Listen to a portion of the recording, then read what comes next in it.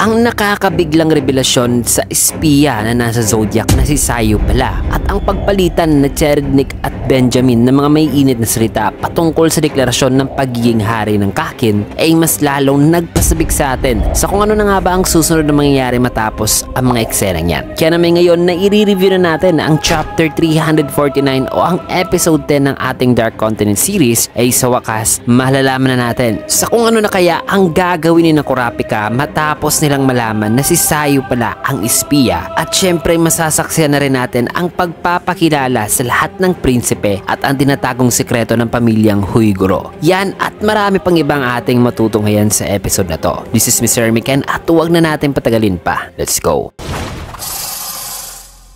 Ang pamagat ng ating chapter ngayon ay Worm Toxin, at nagsimula ang eksena dito sa isa sa mga butler ng Kakin na nagpapaliwanag ngayon na sabing itong succession o agawan daw ng trono ay limitado lamang daw sa mga anak ng mga legal na asawa ng Haring Nasubi Huiguro na sasakay daw at magpaparticipate sa Blackwell Float Ceremony, in which ay tanong naman dito ni Cherednik na ngayon kausap itong butler na wikang ilan ba raw ang sasali sa succession na to. Nasagot naman itong butler na wikang paumanhin, pero hindi ko pa pwedeng ibunyag ang impormasyon na ito hanggat sa hindi pa raw nagsimula ang float ceremony. Paliwanag pa niya na ang succession contest ay magsisimula raw the moment na tutunog na ang trompeta ng pag-alis ng Blackwell para simulan ang paglalayag. At once na magsimula na raw ang paglayag, ay pwede na raw nilang gawin ang kahit na anong methods para sa succession na to upang lamangan at talunin ang ibang kalahok, sapagkat ang huli raw na matitirang isang survivor sa succession war na ito ay ang siya raw tatanghalin na magiging susunod na hari ng Kakin Empire. So isang survival itong agawan ng trono, mga kaibigan. May kita naman itong butler na kinuha ang isang vase na may kakaiba at sinister na aura, at habang hawak-hawak na itong vase na may unusual na design, ay wika pa niya na kung sang-ayon daw si Cherednik sa mga rules na kanyang sinabi kanina, ay kailangan daw nitong ilagay ang kahit isang patak lang daw ng dugo nito dito sa vase at i-insert din itong kanyang kamay dito sa sentro o sa gitnang bibig nito, mga kaibigan. Matapos niyan ay dito naman ipinagilala ang unang tatlong prinsipe ng Kakin. Una ay ang first prince na si Benjamin na ang ina ay si Unma. Siya ang prinsipeng tumawag noon kay Cherednik. Pangalawa naman ay si Camila na ang second prince na ang ina naman ay si Duazul. Pangatlo naman ay si Zhanglei na ang third prince na ang ina ay si Tang Zhaoli. Matapos niyan ay paliwanag pa rito na ang hari ng Kakin ay may 8 asawa na nagbigay sa kanya ng 14 na anak, at wala rong ranggo-ranggo sa pagitan ng mga 8 asawa na to. At since na ang succession war daw ay hindi raw nagdedepende sa kung ano ang kasarian ng anak na susunod na magiging hari, ay ang lahat daw ng anak na mapababae man o lalaki ay binibigyan raw o may titulo ng prinsipe. At ang bawat numero daw ng prinsipe sa kung pang ilan ito ay binabase naman daw sa pagkakasunod-sunod ng kanilang pagsilang, na ang firstborn ay syempre ang first prince, and so on. Matapos niyan ay dito sa isang silid may kita ang isang koleksyon ng mga scarlet eyes at ang parang silhouette ng ulo ng isang pamilyar na tao mula sa Kurta clan, which is si Pyro na ang kaibigan ni Kurapika noon. At di lang yan, may ilan pang mga koleksyon rito ng mga na-disfigured na mga katawan ng tao na nakapreserve, at ang may-ari ng lahat ng ito, mga kaibigan, ay ang pang-apat na prinsipe na si Prince Cherednik na ang ina ay si Unma. So magkaparehas pala ng biological mother itong si Benjamin at si Cherednik. Kasunod niyan ay pinakita naman ng 5th prince, which is si Chubepa na ang ina ay si Duazul. Sumunod naman ay ang 6th prince na si Tyson na ang ina ay si Katrono. So ito pala si Tyson na na-mention noon ni Cherednik, habang ang 7th prince naman na si Luzurus na na-mention ni Cherednik ay ang ina naman ay si Duazul. Ang ikawalong prinsipe naman ay si Sale-Sale na ang ina ay si Swinko-Swinko, habang ang 9th prince naman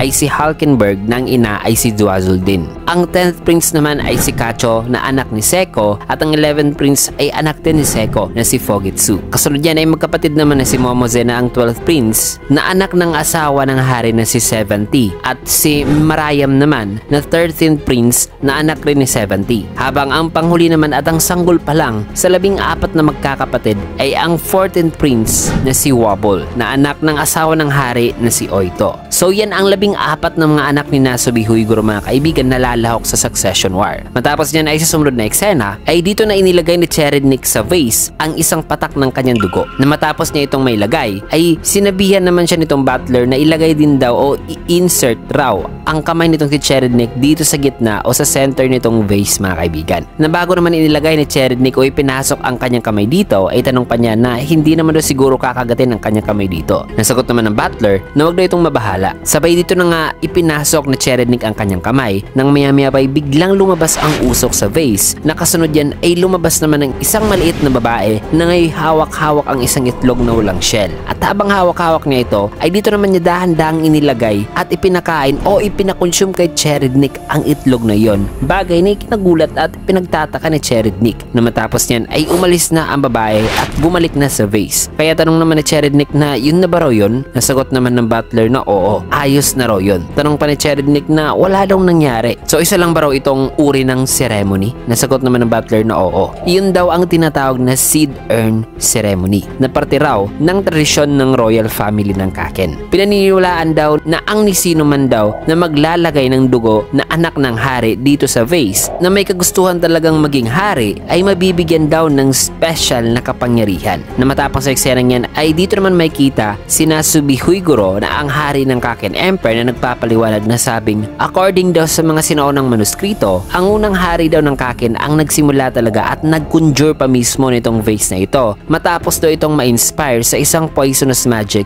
known as the worm toxin. Kaya masasabi daw niya na ang paggamit daw ng vase para sa Succession War ay ang tamang pagsunod daw sa tradisyon. Dadag pa niya na ang batang naglagay daw ng kanilang dugo sa vase na ito ay mabibigyan daw ng isang special na kapangyarihan nang di nila namamalayan. Isang uri daw ng spirit beast na magpoprotekta sa kanila ang lalabas. At ang itsura at ang form daw ng guardian spirit beast na ito ay nakukuha daw at nagre-reflect sa personalidad ng host o vessel ito, which is itong mga prinsipe. Ayon pa kay Nasubi na ang pinakamahina raw vessel ay hindi raw karapat-dapat na maging hari. Matapos niyan ay dito na ipinakita ang guardian spirit beast mismo nitong si Nasubi. Napaliwanag pa rito na ito raw ay isang Nen beast na nabuo mula sa napakatinding kagustuhan ng hari na maging successful ang mga descendants nito. Pinoposes daw nitong Nen beast na ito ang nilalang na may koneksyon sa mga patay. Ang kinakain daw nito ay ang aura naman ng vessel at ang form at ability daw nito ay nagdedepende daw sa nature ng individual na kinukuhanan nito ng aura, which is ang nature ng kanyang vessel.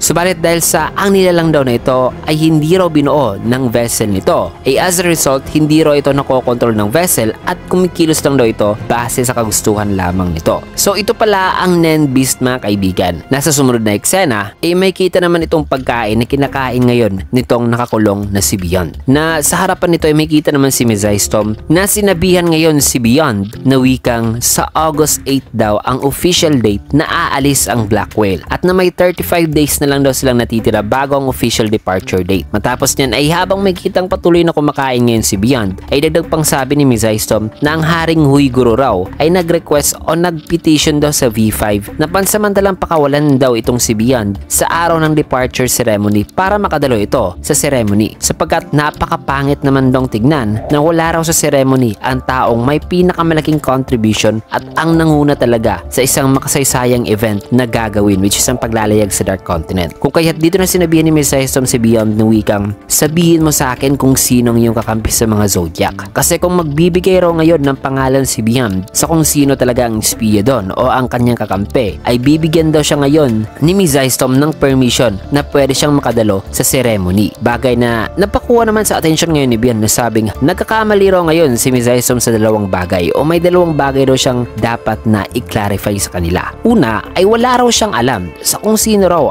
ang espiyang yan sa Zodiac. Pangalawa ay wala rin daw siyang pakialam talaga sa ceremony yan dahil ang alam lang daw niya ay ang kumain at matulog dito ng isa pang buwan at pagkatapos ay sasakay daw sa ship at mananatiling nakakulong sa loob ng 2 buwan hanggang sa makarating daw sila sa sinasabing New Continent. At sa buong mga buwan-buwan at araw na yan, mga kaibigan, ay mananatili daw siyang tahimik sa harapan ng presensya ni Huiguro dahil ang nagpapa-interest lang daw sa kanya ay kung ano raw ang mangyayari o susunod na mangyayari matapos daw nilang makarating sa kanilang destinasyon. Paliwanag pa ni Beyond na ang gusto raw nila ay dadalo talaga siya sa mga ceremonies at mga celebrations kasi sa mata raw kasi ng publiko ay tinitingnan pa rin daw siya bilang ang pioneer o ang hero na magbubukas magbubukas at magbibigay sa kanila ng daan papunta sa bagong mundo. At sa parte naman daw ng Kakin ay ang karangalan ay ang pinaka-importante rong bagay para sa Kakin Empire. Kaya kung ipipressure daw ng Kakin ang V5 gaya na lang ngayon na nagpetition si Huiguro na dapat ipakawalan itong si Beyond para makadalo sa ceremony, ang mga utusan daw o ang mga aso daw ng V5 na itong Hunters Association o mga Zodiac ngayon ay pinapunta raw dito sa kanya para magmakaawa daw na dapat ay dadalo daw siya sa ceremony. Matapos masabi yan ni Beyond ay dito naman may kita na kasalukuyan palang nire-record ang conversation na ito para malaman kung nagsasabi mo ngayon ng totoo itong si Beyond. In which ay tinapat na ni Kurapika ang kanyang dowsing chain sa screen na dito niya napag-alaman na totoo raw pala ang lahat ng mga sinasabi ngayon ni Beyond, na sa totoo lang daw ay hindi raw talaga alam ni Beyond ang tungkol kay Sayu. Kaya dito naman napasabi si Mizystom na wikang so ibig daw palang sabihin nito na si Pareston daw pala talaga ang mastermind na kakampi raw nitong si Sayu, na ngayon daw ay nagbabalak na pakawalan si Beyond. In which ay sagot naman ni Kurapika na sa parte raw ni Beyond honest daw talaga si Beyond sa lahat ng kanyang mga sinasabi kanina. Kaya pwede na raw nilang hayaan muna si Beyond hanggang sa makarating sila sa isla. Nasagot naman ni Mizystom na parang masyado raw kampante at optimistic ngayon itong si Kurapika. Kasi kahit na wala raw planong tumakas ngayon itong si Beyond ay masabi raw niyang pwede raw siyang i-encourage na Pareston at Sayu na tumakas. In which ay sagot naman ni Kurapika na sa tingin daw niya ay hindi raw ito mangyayari kasi napag-agrihan naman daw ng Kakin at ng Hunters Association na i-treat daw talaga si Beyond bilang isang average daw na passenger hanggang sa makarating daw ito sa New Continent. So hanggang hindi pa raw sila makarating sa New Continent ay masabi raw niyang hindi raw ikokompromiso ni Beyond ang success ni Huiguro. Kaya masabi niya na magiging smooth lang daw ang kanilang paglalayag hanggang sa makarating sila sa New Continent. Kasi alam naman natin mga kaibigan na pinangakuan ng Kakin Empire ang mga immigrants noon na papupuntahin nila sila sa Dark Continent. So kailangan nilang i-cater ng maayos ang mga immigrants. However, napag-alaman din natin na ang mga immigrants ay hindi pala dadalhin ng V6 sa Dark Continent. Sa halip ay dadalhin lang nila ito sa New Continent. In which ay papapaniwalain lang nila ito na ito ang Dark Continent at dito nila iiwan ng mga immigrants sa islang to para magsimula ng bagong buhay. Kasi ang tunay na talagang journey patungong Dark Continent ay mangyari after nilang makadaan sa ocean boundaries. Kaya bago pa man sila pupunta at magpo-proceed sa Dark Continent ay iniisip talaga rito ni Kurapika na wala raw talagang gagawing gulo si Beyond sa buong voyage patungong New Continent. Kasi ang gusto ni Beyond mga kaibigan ay i-highlight muna ang achievements ni Huiguro sapagkat meron silang treaty o napag-usapan mga kaibigan na agreement. So dito ay dagdag pa ni Kurapika na kung worst case scenario naman daw bigla raw talagang i-break ni Beyond ang kanyang mga pangako ay magre-resulta lang daw ito sa pagkatalo ni Beyond. Kasi sisirain daw ng V5 ang agreement daw nito sa Kakin Empire at posible na babalik ang V5 sa kanilang known world, dala-dala na ang Black Whale, which means hindi na makakapunta si Beyond sa Dark Continent. Dito naman napasabi si Mizystom ng wikang tama raw si Kurapika na sabi niyang ganun ba? Kaya dagdag pa ni Kurapika na sinadya raw talaga ni Beyond na gumawa ng mga agreement at pangako para maiwasan ang mga kaganapan na yan na nabanggit niya kanina. Kasi as long as susundin daw ni Beyond ang agreement, then smooth sailing ang mangyayari patungong Dark Continent mga kaibigan. Kaya ayon naman kay Kurapika na hindi raw mainam na aksyonan na nila kaagad ngayon si Sayu. Bagay na nagpa-agree naman kay Mizystom pero wika pa niya na hindi rin daw niya magagawang manatili na lamang na nakaupo knowing na nagpaplano raw sina Beyond o ang mga kasama nito ng isang escape plan. So knowing sa possibility na yan mga kaibigan ay may plano ba raw dito si Kurapika ayon ni Mizystom. In which isagot naman ni Kurapika na ang napanood lang daw niya na video noon ay ang unang parte lang daw nito. Kaya tanong pa niya dito na in-reveal ba raw talaga ni Sayu ang kanyang ability sa pagpupulong na naganap noon? Nasagot naman ni Mizystom na oo. Kung kaya't sa sumunod na eksena ay may kita rito si Sayu na nagpapaliwanag sa kanyang ability. Ayon sa kanya na gumagamit daw siya ng tatlong Nen monkeys, ang Mizaru, Kikazaru at Iwazaru, na sa Ingles naman mga kaibigan ay see no evil, hear no evil, and speak no evil. Na ayon pa dito kay Sayu na ang kahit ni sino raw ay makakagets daw sa kanyang abilidad na ito. Kaya dagdag pa niya na gumagana raw ito sa paraan na kung matatamaan daw ng kanyang tatlong Nen monkeys ang target ay nagagawa daw nitong makuha ang senses ng target, in which ay maaring pansamantalang mawawalan ang target ng pandinig, pansamantalang hindi makakita at pansamantalang hindi makakapagsalita. At naniniwala raw siyang gagana raw ang kanyang ability na ito even kay Beyond. Ayon kay Sayu na hindi niya raw sana gustong ibahagi ang kanyang kapangyarihan knowing na may possibility na may espiya daw dito sa kanila. Matapos niyan ay may kita naman ngayon si Sayu na nag-conjure ng isang staff na wikang kung ang malusog o healthy daw na tao ay mawawalan daw ng kanilang tatlong senses, ay imposible na raw para sa taong to na i-maintain ang kanyang ability. At ang nakakatawa lang daw nito ay ang enhancers daw sana ang di gaanong naaapektuhan ng kanyang ability. Pero once na naapektuhan na raw ito, ay magsisimula na raw itong magpanik. At dahil sa pagpapanik ay mas madali na raw niyang mapredict o ma-anticipate ang galaw ng target base sa pagbabago ng flow ng aura nito. At ang ginagawa raw niya ay once na nawalan na raw ng senses ang kanyang target, ay dito na raw niya tinatapos mga kaibigan o inaatake talaga ang kanyang target gamit itong kanyang sacred staff. Sabay tinapos niya ang kanyang salita na wikang pero may warning lang daw siya dito na kung mag-leak daw ang impormasyon sa kanyang ability ay sisisihin daw talaga niya ang mga taong nandirito mga kaibigan. Matapos niyan ay habang pinapanood ni Kurapika ang video na pagpapaliwanag ni Sayu sa kanyang ability, ay dito niya inactivate ang dowsing chain na kung saan ay napag-alaman ni Kurapika mga kaibigan na unlike daw nung unang tinanong ni Mizaistomme si Sayu sa ability nito, ay pagdating daw sa pag-explain nito sa kanyang Nen ability ay nakita raw niyang naging stable na raw ngayon si Sayu. In fact ay masabi raw niya na na-relieve pa nga raw si Sayu dahil di na raw kailangan pa nitong magsinungaling pagdating sa pag-e-explain sa kanyang Nen ability. At klarong-klaro raw talaga na hindi raw nagsisinungaling ngayon si Sayu. Pero klarong-klaro naman daw na si Sayu ay nasa side daw ni Beyond. Nawika naman ni Mizaistomme na ganun ba? Dagdag naman ni Kurapika na nararamdaman daw niya ang tensyon at nervyos dito sa loob. Nervyos na malaman ang kanilang mga Nen ability ng spy na kahit suspicious din daw ang ilang mga membro ng Zodiac ay nararamdaman din daw niya na gusto raw ng ilang mga membro ng Zodiac na pagkatiwalaan talaga sila ng kanilang kasamahan. At ang kanilang body language naman daw ay naapektuhan din daw talaga sa mga mixed emotions na nararamdaman ngayon ng bawat Zodiac member. Pero yan naman daw talaga ang behavior ng isang inosente. Kaya sa tingin niya ay si Sayu lang daw talaga ang traidor dito. Kaya na may dito na sinabihan ni Kurapika si Mizaistomme na wala raw muna silang babaguhin sa kanilang gagawin. Pero kailangan daw nitong si Mizaistomme na i-monitor daw palagi si Sayu gamit ang surveillance camera at i-monitor din ang call logs nito at subukang alamin kung ano ang mga pinaplano nito at mag-secure ng further evidence. Nasagot naman ni Mizaistomme na so hahayaan na lang daw muna nila sila, na na-realize naman niya na siguro ay mas safe daw muna na yan ang kanilang gagawin. Kasi kung palagi daw nilang ihaharas o parang susundan na lang sa obvious na pamamaraan nitong si Sayu, eh paliwanag naman niya na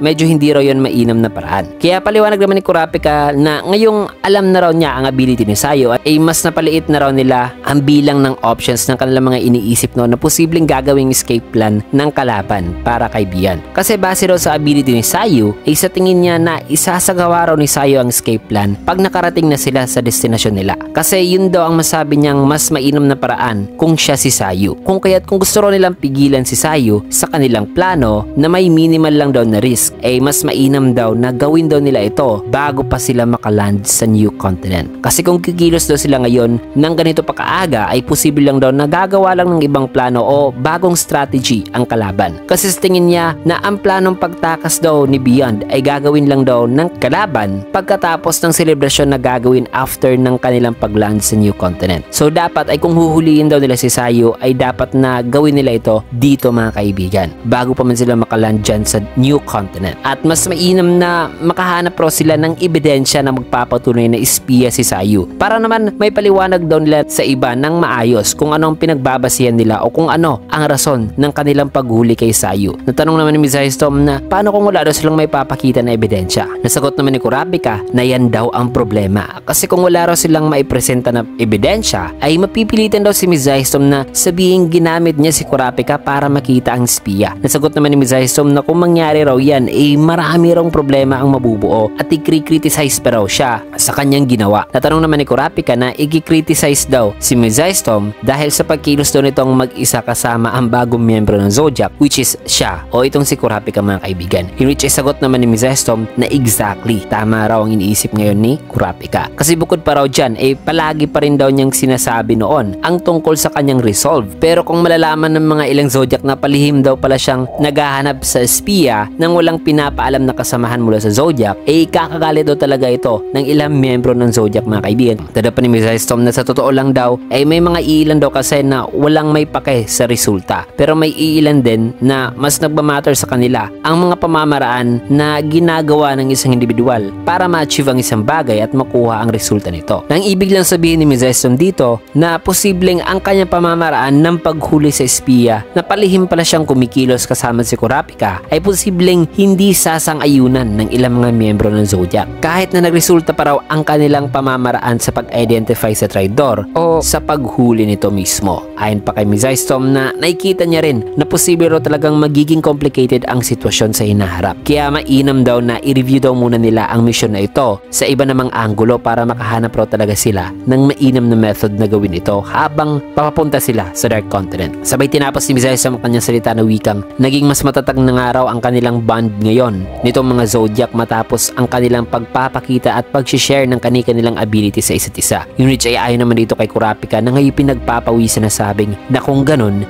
kung malalaman daw nila o ng ilang mga Zodiacs na ang pag-request daw pala ni Mizestom noon sa pagbabahagi ng kanilang ability sa isa't isa ay parte lang pala ng kanilang secret test para makita sa kung sino ang spiya, ay masabi raw niyan tsak na magagalit daw talaga ang mga to. Considering na nailagay pa raw nila sa risk ang mga Zodiac na posibleng malaman ng spiya ang kanilang abilities. Matapos niyan ay lumabas na si Kurapika sa silid. Nandito ay tinawag naman ni Chidel si Mizestom habang may bigla namang tumawag ngayon kay Kurapika na sa kanyang pagsagot ay dito naman nagtanong ang tumatawag kung nakita ba raw o na-check ba raw ni Kurapika ang government website ng Kakin Empire. Nasagot naman ni Kurapika na hindi raw o wala raw. Kaya paliwanag naman itong tumatawag na si Lin Sen na ang pinaka-senior bodyguard ng Nostrad family na sabing ang mga prinsipe daw kasi ng Kakin ay nagre-recruit daw ngayon ng mga bodyguards na sasama sa kanila sa paglalayag para ma-eliminate daw ang mga posibleng threats na masasalubong ng mga prinsipe patungong Dark Continent. Nang masabi yan ni Lin Sen ay dito naman kina Mizestom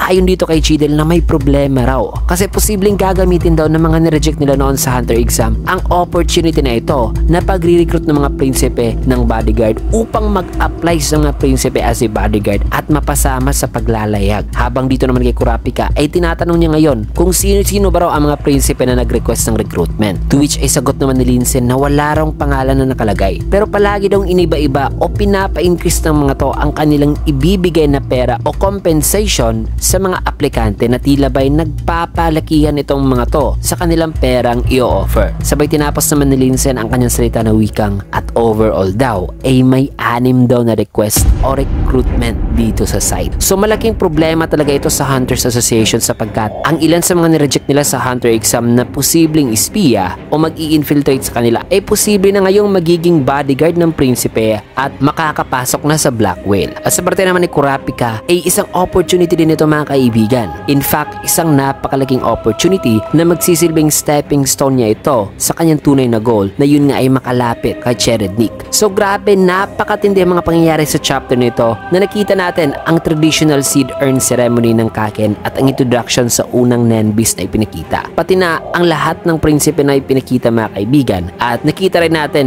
at masalo tayong na-confuse sa kung bakit hindi alam ni Beyond ang tungkol kay Sayu na nag-i-indicate ba ito na posible nga na may marunong talagang bumura ng memories na kung ganun ay halos lahat pala na nandirito sa Hunters Association ay mahirap na pagkatiwalaan kasi hindi natin alam burado pala ang kanilang memories mga kaibigan. Kaya na may susunod na chapter ay malalaman naman natin ang gagawing hakbang ni Kurapika at ang pangyaring hindi inaasahan nito at ipapakita rin sa kung sino ang mga nag-apply bilang bodyguards ng mga prinsipe. Yan at marami pang exciting na makaganapan na ang ating masasaksin sa susunod na chapter dahil dito muna natin tatapusin ang video sa last panel na ito. Kaya naman kung gusto nyo ang ating video, can get a like, comment, follow, subscribe na rin for more videos like this. Pero bago muna natin tatapusin ang video ay shoutout sessions muna tayo.